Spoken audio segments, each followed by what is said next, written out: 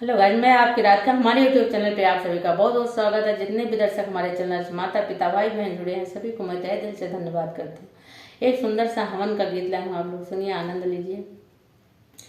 हवानिया में आई जइहा आंजनी के लाल हो, हवानिया में आई जइहा अवध नगरिया से सीता मैया आई है हो।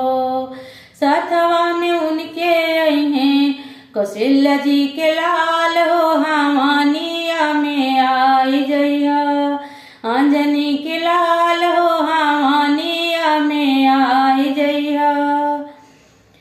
मथुरा नगरिया से राधा रानी आई है हो, मथुरा नगरिया से राधा रानी आई है हो। सतवा में उनके आई हैं यशोदा के लाल हो, हवानिया में आई जइहा आंजनी के लाल हो, हवानिया में आई जइहा।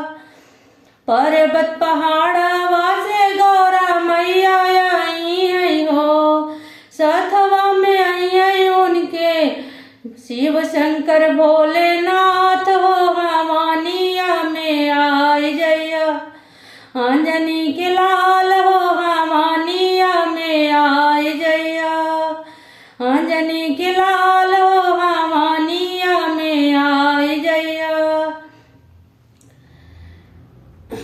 क्षीर सागर से आई है राम लक्ष्मी माई आज आई है हो, सतवा में आई है उनके, सतवा में आई है उनके लक्ष्मी नारायण, हवानिया में आई जइहा आंजनी के लाल